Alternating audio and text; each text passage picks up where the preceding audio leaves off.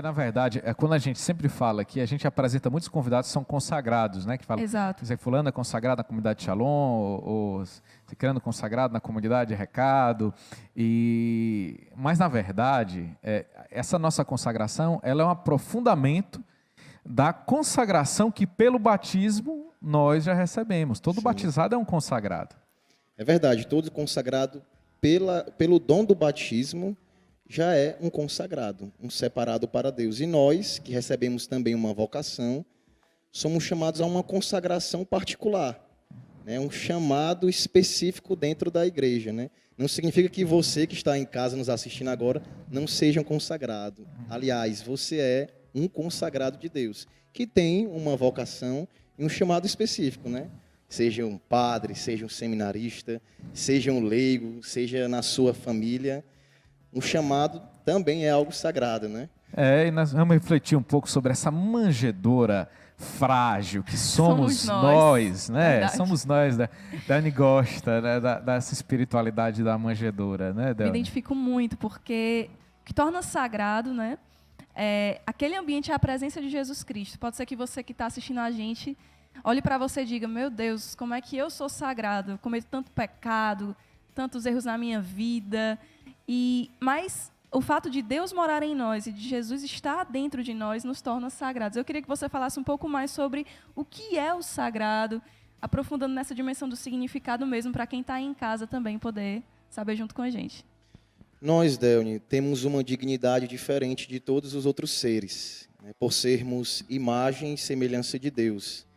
Por sermos não somente seus filhos, imagem e semelhança de Deus, nós portamos uma dignidade maior do que os outros seres, né? Inclusive, o meu filósofo, Blaise Pascal, filósofo francês, católico, ele fala sobre isso. Existe uma dignidade no homem que é sobrenatural, diferente do animal, que não pode louvar a Deus, que não pode refletir sobre o que é sagrado, né? Que é sagrado por ser criatura de Deus, mas existe um nível, existe uma dimensão maior quando se fala do homem, porque é a criatura por excelência que Deus criou, e criou para o amá-lo, e criou para segui-lo. Então o homem, ele, diferente como eu falei, de todos os outros seres, ele porta essa dignidade. Muitos filósofos dizem que essa dignidade está o quê? No pensamento do homem. O homem é digno pelo seu pensamento. Outros falam sobre a dignidade do corpo, enfim. Muitas correntes filosóficas vão apresentar essa dignidade do homem em algum âmbito, em alguma área. Mas nós cristãos, né, segundo a tradição da igreja, apoiados na tradição da igreja, acreditamos que essa sacralidade do homem está em ser filho de Deus.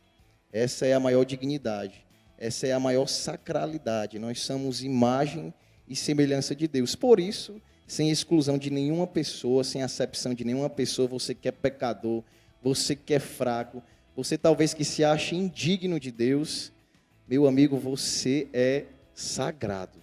A sua vida é sagrada. Muitas vezes a gente não tem dimensão disso, né? Deus, quando criou o homem, né, viu ali o homem caindo no seu próprio pecado, viu o homem se afastando dele, vendo que o homem é tão sagrado para Deus, precisou se fazer pequeno, né, pela encarnação. Inclusive, nós estamos no tempo litúrgico do Advento, na preparação para o Natal, para a chegada do menino Jesus, e a igreja, inclusive, nos dá esse tempo litúrgico para nós vivermos esse caminho, esse itinerário, né, do nascimento de Jesus, e também refletirmos o quão sagrado o homem é. Porque imagina, um Deus tão grande, precisar vir para a terra, se encarnar, para dar a sua própria vida em remissão ao pecado do homem, né? Ao pecado de Adão, no primeiro homem, que foi redimindo até os confins do tempo. Então, o homem, ele porta uma dignidade que está para além dos nossos olhos. E o sagrado também está em meio a nós. Quando você vai dizendo, eu fui lembrando, por exemplo, os objetos sagrados. Claro. Quando você vai na igreja, quando você entra naquele templo de Deus, no templo sagrado, tudo favorece o nosso relacionamento com Deus. É impressionante. Os sacramentos, a gente também vai poder falar um pouco sobre, né, a importância dos sacramentos e como renovam em nós também essa sacralidade. Mas como favorece esse relacionamento? Porque às vezes a gente pode pensar, poxa, é sagrado, eu não sou digno nem de chegar perto, né? Como aquele publicano que entrou ali no templo, mas, Senhor, eu sou pecador. E ali Jesus teve misericórdia naquele espaço sagrado, né? Assim, não que... É até importante a gente ter essa... Eu também não queria desmerecer aqui o zelo, né? O zelo, aquele zelo Sim. pelo sagrado. Mas não é isso. Mas eu acho que a maior necessidade hoje é essa... Não ter consciência de quem nós somos e do valor que nós temos, né? Porque eu acho que isso aí muda tudo, isso aí muda a maneira como você discerne as coisas, isso muda a forma como você toma suas decisões, né? E por aí vai.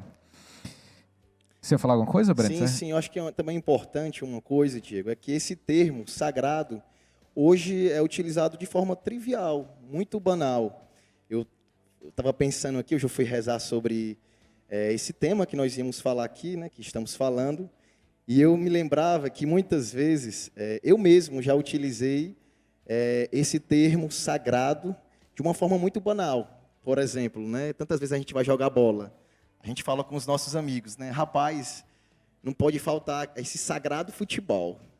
Ou muitas vezes a gente chega assim, eu conversando com um amigo meu um dia, né, e o futebol é algo que para a gente tem um outro valor, né, para o homem.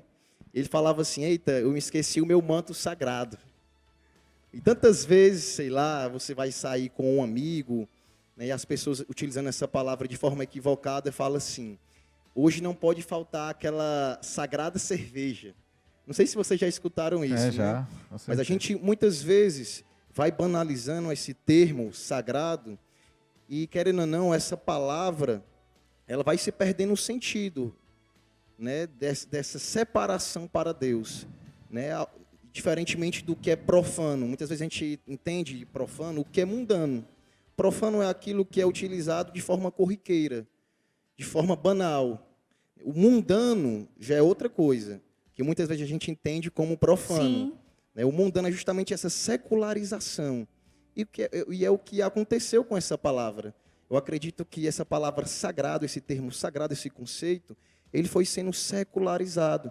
E por isso as pessoas foram perdendo a consciência da força dessa palavra, que é sagrado. Antes, as pessoas tinham um senso comum, tinham como algo objetivo. Rapaz, sagrado é aquilo que diz respeito à religião.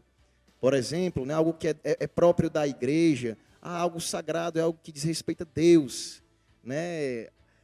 Hoje não, hoje, infelizmente, essa palavra ela foi sendo usada de tantas formas equivocadas, de tantas formas erradas, que as pessoas hoje entendem de uma outra forma.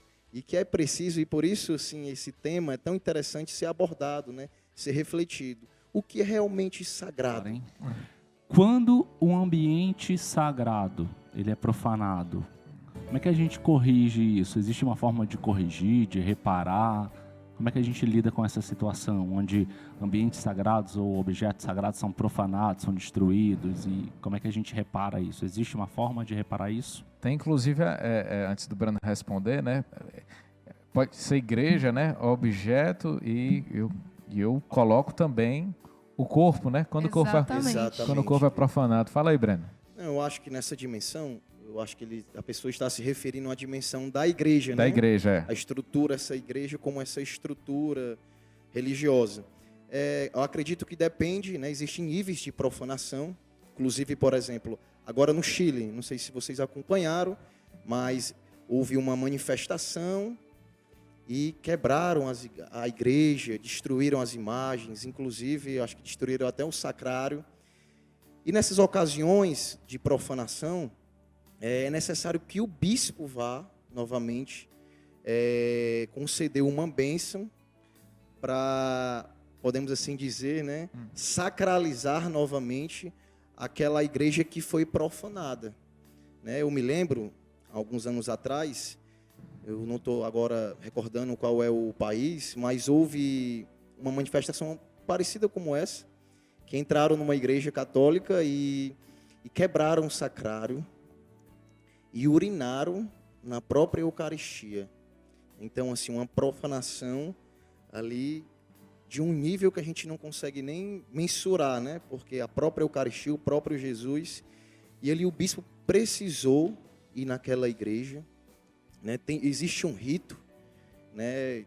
Todo um rito que é proferido pelo bispo para poder novamente conceder ou sacralizar, né? Abençoar aquela igreja para se poder novamente exercer as suas atividades, né? Santa Missa, as adorações, as ministrações dos sacramentos. Então, existem níveis de profanação, né? Claro que aqui não é também relativizando essa profanação, né? Mas no que diz respeito à igreja é algo muito particular. Existe todo um rito, existe toda uma interferência das próprias autoridades eclesiásticas, né? Sobre tal situação, tal circunstância. Mas eu acredito também que é importante a gente refletir sobre essa profanação também na igreja que somos nós, no nosso corpo, né? Muitas vezes, como eu falei, a gente tende a remeter essa sacralidade somente à dimensão estrutural da igreja, que é importante. A igreja, ela tem essa dignidade sagrada porque é o próprio corpo de Cristo. A igreja é o corpo de Cristo. Mas nós também fazemos parte desse corpo. E por isso precisa ser preservado o nosso corpo. Quando nós pecamos, nós também tornamos o nosso corpo profano. E por meio do sagrado, manifesto nos sacramentos da reconciliação, por exemplo, nós somos sacralizados novamente, né? Assim como a igreja repara essas profanações por meio de uma bênção da autoridade local da igreja, né, do bispo, assim por meio também da confissão, assim por meio da Eucaristia, da própria palavra de Deus, da oração, nós somos reparados, né? Esse sagrado ele vai tendo mais força do que esse profano que vem pelo pecado.